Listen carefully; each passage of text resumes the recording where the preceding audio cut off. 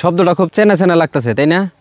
আসলে আল্লাহকেও অনেক অনেক ধন্যবাদ যে আমরা 90 দশকের কিছুটা হইলেও পাইছি। 90 দশকের সময়টা খুবই মিস করি, খুবই মিস করি। এই যে এই টমটম গাড়িগুলো, এগুলো টমটম গাড়ি বলতাম, এগুলো মেলার ভিতরে উঠতো, এগুলো খুব কিনতাম। অনেক সময় এগুলো কেনার জন্য অনেক কান্নাকাটিও করছি আব্বার লগে।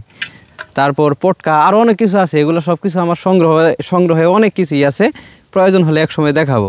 কিন্তু আমি শুধু একটা কথা বলার জন্য আসছি, সেটা হচ্ছে যে আমাদের 90 দশকে যেই পরিবেশটা ছিল, গ্রামের আশেপাশে যেই পরিবেশটা ছিল, সেটা এখন আর নাই। সেখানে এখন ইন্টারনেটের যুগে দেখা যায় সবাই গেম খেলে, কেউ আর মাঠে খেলাধুলা করে না, সবাই ঘরের ভিতরে থেকে বেরই হয় না।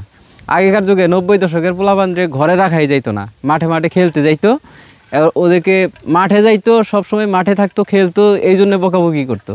আর এই যুগের পোলাপানরে মাঠে যায় না, এই জন্য গালাগালি করে যে এই সারাক্ষণ ঘরে বসে বসে কী করস, বাইরে যা খেলগা।